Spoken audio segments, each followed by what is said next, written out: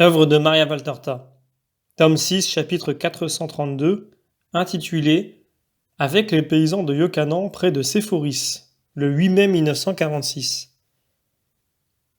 Vont-ils venir demande Mathieu à ses compagnons qui sont assis sous un bois de chêne vert sur les premières pentes de la colline où s'élève Séphoris.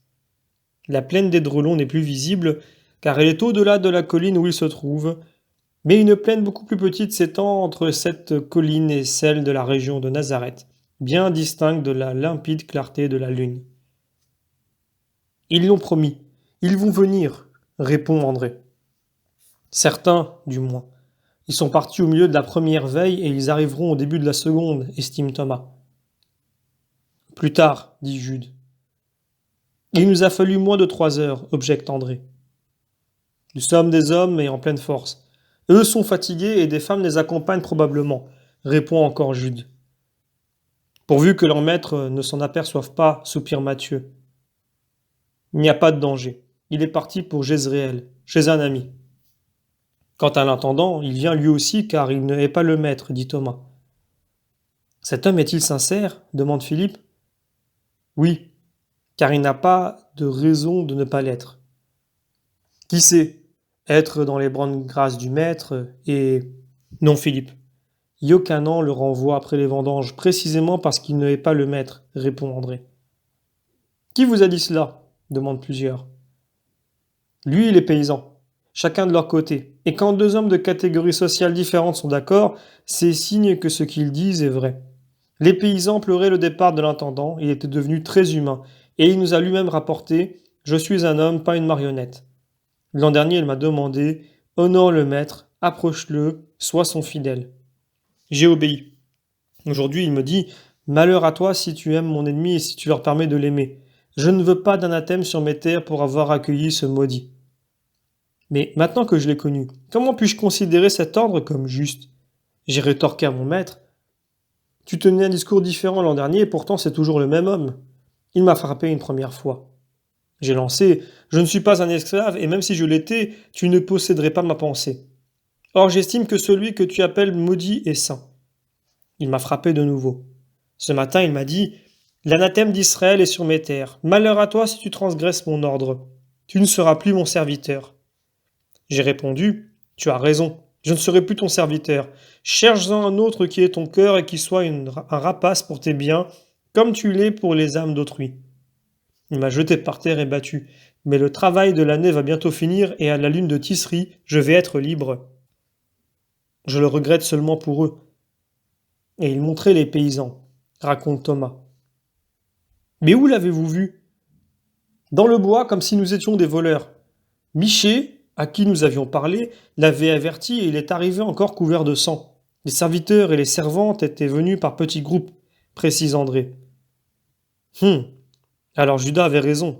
Lui connaît l'humeur du pharisien, fait remarquer Barthélemy. Judas, c'est trop de choses, opine Jacques, fils de Zébédée. Tais-toi, il pourrait t'entendre, conseille Matthieu.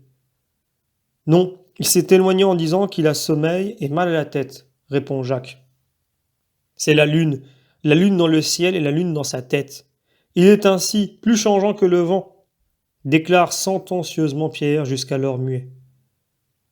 Oui, un vrai malheur parmi nous, soupire Barthélemy.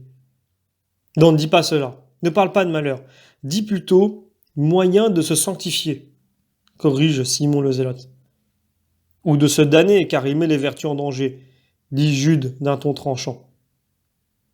C'est un malheureux, commente tristement André. Un silence s'établit, puis Pierre demande. Est-ce que le maître prie encore ? Non, il est passé pendant que tu dormais, pour rejoindre Jean et son frère Jacques, placés en sentinelle sur la route. Il veut être présent dès l'arrivée de ces pauvres paysans. Ce sera peut-être la dernière fois qu'il les verra, répond Simon le Zélote. Pourquoi la dernière fois ? Pourquoi ? Ne dis pas cela. Tu sembles porter malheur, lance Jude, tout agité. Mais parce que tu t'en rends bien compte, nous sommes de plus en plus persécutés. Je ne sais pas comment nous ferons à l'avenir. Simon a raison. Ce sera une belle avancée d'être tous esprits. Mais s'il était permis d'avoir un petit peu d'humanité, un tout petit peu de protection de Claudia, ne nous aurait pas fait de mal, dit Matthieu. Non, il vaut mieux être seul, et surtout pur de tout contact avec les païens. Moi, je ne suis pas d'accord, tranche avec décision Barthélemy. Assez peu, moi aussi, confesse Jude. Le maître dit cependant que sa doctrine doit s'étendre dans le monde entier et que c'est à nous qu'il reviendra de semer partout sa parole. Nous devrons donc nous habituer à approcher les païens et les idolâtres. Ce sont des gens impurs. J'ai l'impression de faire un sacrilège. La sagesse au porc. Ils ont une âme eux aussi, Nathanaël. Tu avais pitié de la fillette hier. Parce que il faut la former à partir de rien, c'est comme un nouveau-né. Mais les autres. Et puis, elle n'est pas romaine. Tu crois que les Gaulois sont moins idolâtres? Ils ont leur dieu cruel eux aussi. Tu t'en apercevras si tu dois aller les convertir. Intervient Simon le Zélote, qui est plus cultivé que les autres, je dirais plus cosmopolite. Mais elle n'est pas de la race des profanateurs d'Israël. Moi, je ne prêcherai jamais aux ennemis d'Israël, ni aux actuels, ni aux anciens. Alors tu devras aller très loin, chez les hyperboréens, parce que, on ne dirait pas, mais Israël a fait l'essai de tous les peuples voisins, dit Thomas. J'irai au loin, mais voici le maître. Allons à sa rencontre. Que de gens. Ils sont tous venus jusqu'aux enfants. Jésus va être heureux. Ils se joignent au maître qui avance avec peine dans la prairie, pressé comme il l'est par tant de gens qui l'entourent. Judas est-il encore absent? Demande Jésus. Pas besoin. Ma voix l'atteindra là où il est. Et sa conscience libre lui parle avec sa propre voix. Il ne faut pas y unir les vôtres et forcer une volonté. Venez, asseyons-nous ici avec nos frères, et pardonnez-moi si je n'ai pu rompre le pain avec vous pour un repas d'amour. Ils s'asseyent en cercle autour de Jésus, qui veut voir autour de lui les enfants, qui, confiants et caressants, se serrent contre lui. Bénis-les, Seigneur, qu'ils voient eux ce que nous espérons voir, la liberté de t'aimer, crie une femme. Oui, ils nous enlèvent même celle-là. Ils ne veulent pas que dans notre cœur soient gravées tes paroles, et maintenant ils nous empêchent de nous rencontrer en nous défendant de venir vers toi. Et nous n'aurons plus de paroles saintes, gémit un vieil homme. Ainsi abandonnés, nous deviendrons pécheurs. Tu nous as enseigné le pardon. Tu nous as donné tant d'amour que nous pouvions supporter la méchanceté de notre maître. Mais maintenant, dit un jeune homme. Je distingue mal les visages et je ne sais pas exactement qui parle, mais je me base sur le ton des voix. Ne pleurez pas. Ma parole ne vous fera pas défaut. Je viendrai encore tant que je le pourrai. Donc, maître et seigneur, il est méchant et ses amis également. Il pourrait te faire du mal, et ce serait à cause de nous. Nous faisons le sacrifice de te perdre, mais ne nous oblige pas à devoir dire un jour avec chagrin, c'est à cause de nous qu'il a été pris. Oui, sauve-toi, maître. Ne craignez rien. On voit dans le livre de Jérémie comment celui-ci demanda à son secrétaire Baruch d'écrire ce que le Seigneur lui dictait, et d'aller le lire aux personnes rassemblées dans la maison du Seigneur, à la place du prophète qui, étant prisonnier, ne pouvait s'y rendre. C'est ce que je ferai. J'ai de nombreux et fidèles Baruch parmi mes apôtres et mes disciples. Ils viendront vous rapporter la parole du Seigneur, de sorte que vos âmes ne périront pas. Et moi, je ne serai pas pris à cause de vous, car le Très-Haut me cachera à leurs yeux jusqu'à ce que vienne l'heure où le roi d'Israël doit être montré aux foules pour être connu de tous. Et ne craignez pas non plus de perdre les paroles qui sont en vous. On lit toujours dans Jérémie que, même après la destruction du volume par Joachim, roi de Juda, qui espérait, en brûlant le rouleau, détruire les paroles éternelles et véridiques, ce qui avait été dicté par Dieu demeura parce que le Seigneur ordonna au prophète, prend un autre rouleau pour y écrire tout ce qu'il y avait dans le rouleau brûlé par le roi. Et Jérémie donna un volume à Baruch, un rouleau qui n'avait pas servi. Et il dicta de nouveau à son secrétaire les paroles éternelles et d'autres encore pour les compléter. Car le Seigneur répare les dégâts faits par les hommes quand c'est pour le bien des âmes. Il ne permet pas que la haine anéantisse ce qui est œuvre d'amour. Eh bien, moi aussi, je peux me comparer à un volume rempli de saintes vérités. Si je viens à être détruit, croyez-vous que le Seigneur vous laissera périr sans que vous soyez aidés par d'autres volumes, où se trouveront mes paroles et celles de mes témoins, qui raconteront ce que je ne pourrais pas dire, parce qu'emprisonnés par la violence et détruits par elle? Et croyez-vous que ce qui est imprimé dans le volume de nos cœurs puisse s'anéantir quand le temps passera sur mes paroles? Non. L'ange du Seigneur vous les répétera et les gardera fraîches dans vos âmes qui désirent la sagesse. Qui plus est, il vous les expliquera et vous posséderez la sagesse de la parole de votre maître. Vous scellez par la souffrance votre amour pour moi. Est-ce que ceux qui résistent même à la persécution peut périr? Non, c'est moi qui vous le dis. Le don de Dieu ne s'efface pas, seul le péché l'anéantit. Mais vous ne voulez sûrement pas pécher, n'est-ce pas, mes amis? Non, Seigneur, ce serait te perdre même dans l'autre vie, disent plusieurs. Mais ils nous feront pécher. Il nous a imposé de ne plus sortir du domaine pendant le Shabbat, et il n'y aura plus de Pâques pour nous. Nous pécherons donc, disent d'autres. Non, c'est lui qui péchera, lui seul, car il viole le droit de Dieu et des enfants de Dieu de s'embrasser et de s'aimer en un doux colloque d'amour et d'enseignement le jour du Seigneur. Mais lui répare par de nombreux jeûnes et offrandes. Pour nous, c'est impossible parce que notre nourriture est déjà trop insuffisante en proportion de la fatigue de notre travail, et nous n'avons rien à offrir, nous sommes pauvres. Vous offrez ce que Dieu apprécie, votre cœur. Isaïe, parlant au nom de Dieu, dit aux faux pénitents, « Au jour de votre jeûne apparaît votre volonté et vous accablez vos débiteurs. Vous jeûnez pour vous quereller, discutailler et vous battre à coups de poing d'une manière impie. Ne jeûnez pas comme jusqu'à présent si vous voulez faire entendre votre voix là-haut. Est-ce cela, le jeûne que je désire? Se borner une journée à affliger son âme, à tourmenter son corps et à dormir dans la cendre? Est-ce cela que tu appelleras jeûne et jour agréable au Seigneur? Tout autre est celui que je préfère. Brise les chaînes du péché, délie les engagements qui oppriment, renvoie libre les opprimés, enlève tous les fardeaux. Partage ton pain avec l'affamé, accueille les pauvres et les pèlerins, habille ceux qui sont nus et ne méprise pas ton prochain. Mais ce n'est pas ainsi qu'agit Yochanan. De par le travail que vous faites pour lui en l'enrichissant, vous êtes ses créanciers. Or, il vous traite plus mal que des débiteurs retardataires. Il hausse la voix pour vous menacer et lève la main pour vous frapper. Il n'est pas miséricordieux envers vous, et il vous méprise parce que vous êtes ses serviteurs. Mais le serviteur est un homme comme son maître, et s'il a le devoir de servir, il a également le droit de recevoir ce qui est nécessaire à un homme, aussi bien matériellement que pour le bien de son âme.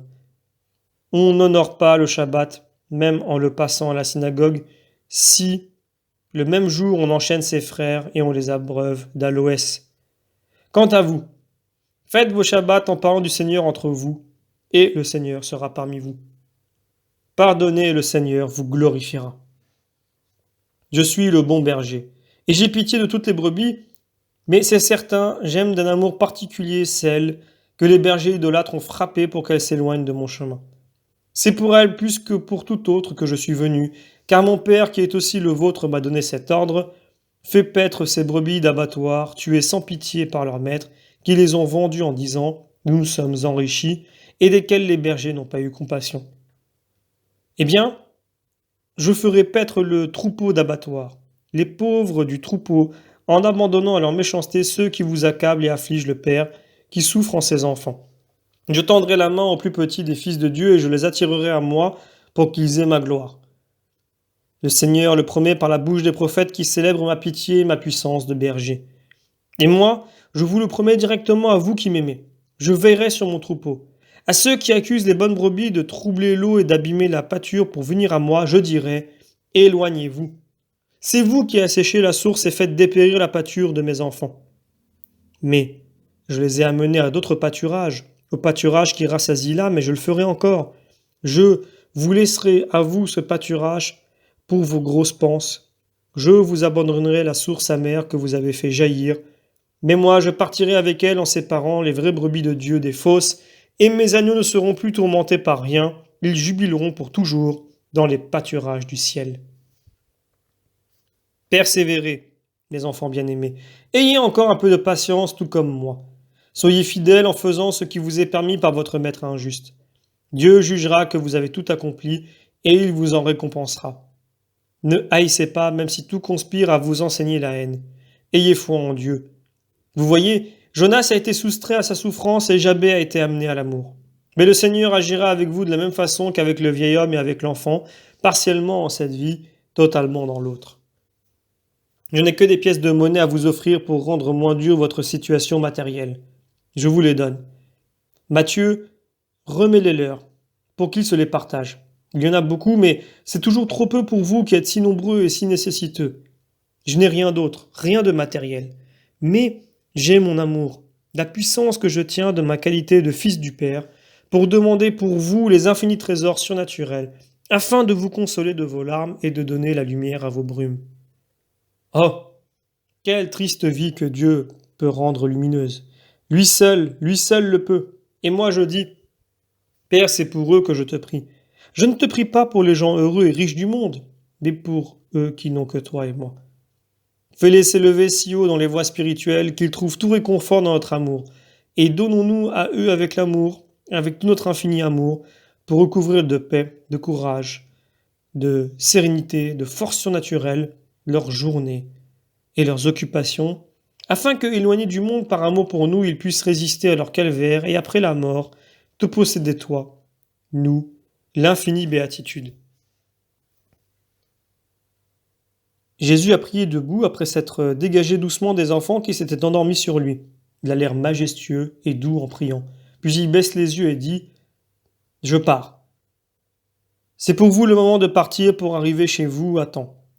Nous nous reverrons. Je vous amènerai Marziam. Mais même quand je ne pourrai plus venir, mon esprit sera toujours avec vous et mes apôtres vous aimeront comme je vous ai aimé. Que le Seigneur fasse reposer sur vous sa bénédiction. Allez !»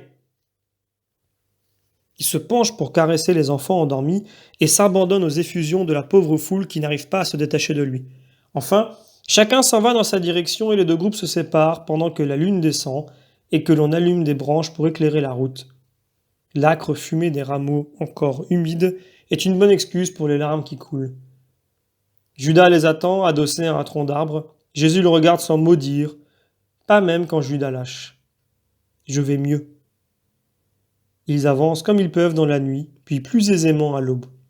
Voyant un carrefour, Jésus s'arrête. Séparons-nous. Que Thomas, Simon le Zélote et mes frères viennent avec moi, que les autres aillent m'attendre au lac. Judas intervient. Merci, maître. Je n'osais te le demander. Mais si tu précèdes mes désirs, je suis vraiment fatigué, et si tu le permets, je m'arrêterai à Tibériade. Chez un ami, ne peut s'empêcher de dire Jacques, fils de Zébédée. Judas écarquille les yeux, mais il se borne à cela. Jésus se hâte de dire « Il me suffit que tu rejoignes tes compagnons à Capharnaüm pour le Shabbat. Venez que je vous embrasse, vous qui me quittez. » Et il embrasse affectueusement ceux qui s'en vont en donnant à chacun un conseil à voix basse. Personne ne fait d'objection, seul Pierre supplie en partant « Reviens vite, maître. »« Oui, reviens vite, » reprennent les autres. Et Jean dit le mot de la fin. Sans toi, le lac sera bien triste. Jésus les bénit encore et promet bientôt. Puis chacun part de son côté. Fin du chapitre et fin du tome 6.